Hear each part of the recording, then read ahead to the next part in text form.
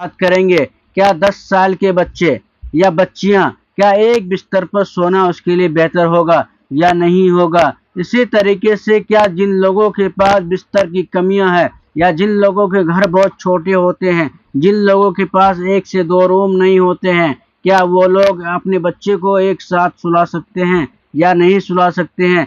अल्हम्दुलिल्लाहि रब्बिल आलमीन वल आक़िबतु लिल मुत्तक़ीन वस्सलातु वस्सलामु अला सय्यदिल मुरसलीन मुहम्मद व अला आलिहि व सहाबिहि अजमईन अम्मा बाद। सदक़ल्लाहुल अज़ीम। मेरे मोहतरम बुजुर्गों और दोस्तों, प्यारे भाइयों और प्यारे बहनों, एक अहम मसला को लेकर के आया हूँ जो जानना हम सब के लिए ज़रूरी है। आखिर वो मसला क्या है?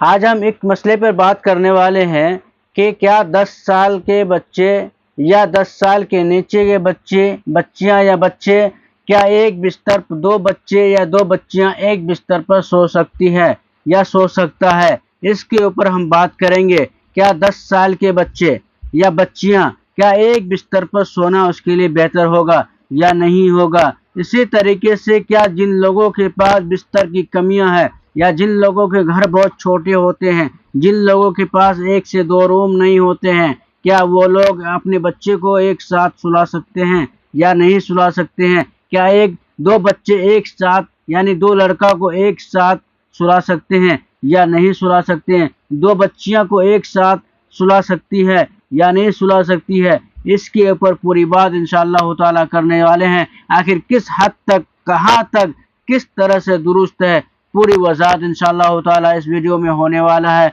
चलिए करते हैं वीडियो को शुरू। उससे पहले मैं तमाम लोगों से दरख्वास्त करूंगा कि अगर हमारे चैनल पर नए हैं तो बराए मेहरबानी इस चैनल को सब्सक्राइब कर लें, ताकि इसी तरह से दीनी मालूमात आप तक बआसानी पहुंचता रहे।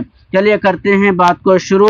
10 साल के कम उम्र के 2 भाई या 2 बहनों का एक साथ बिस्तर पर सोना जायज़ है। यानी 10 साल के कम उम्र के बच्चे जो हैं, 2 भाई 2 बहन एक साथ सो सकती हैं, सो सकती भी है, सो सकता भी है।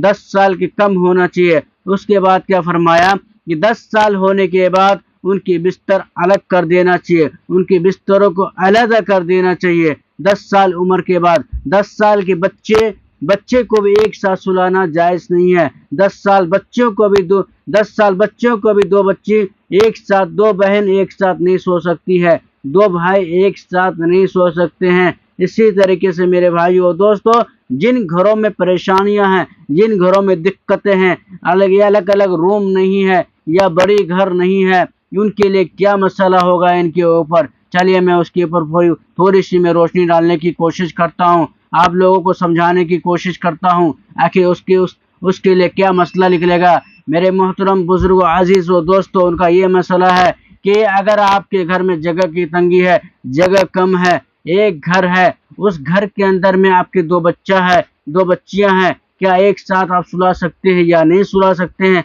मैं उनके बारे में बात करता हूं थोड़ी सी। मैं सबसे पहले बतलाना चाहूँगा, एक बिस्तर हो लंबी सी, एक बिस्तर के दरमियान बिस्तर हो लंबी सी, और सबको अलग अलग सुलाया जाए, उन सबको अलग अलग चादर दी जाए, और उसके बाद बीच में एक गोल सा तकिया का सहारा दे के रखी जाए। इस तरह से आप अपने बच्चों को सुला सकते हैं। इस तरह से बच्चों को सुलाना आपके लिए जायज़ हो जाएगा। लेकिन बेहतर तरीका है कि अलग अलग सुलाया जाए। ये मसला आपके लिए मजबूरन ये मसला बताई गई है।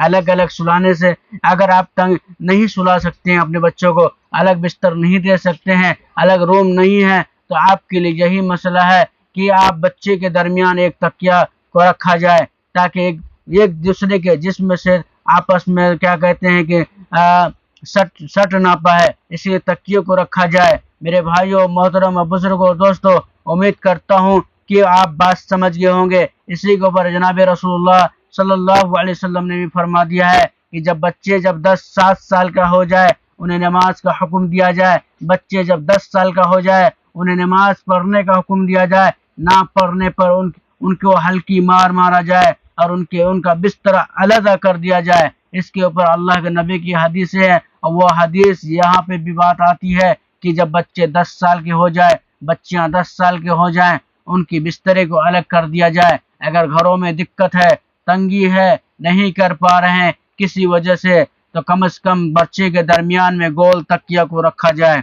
تاکہ ایک دوسرے سے الگ تھلگ رہیں۔ خیر، امید کرتا ہوں کہ بات کو سمجھ گئے ہوں گے۔ میں اپنی گفتگو کو ختم کرتا ہوں، پھر کسی اور مسئلے کے ساتھ ملتا ہوں۔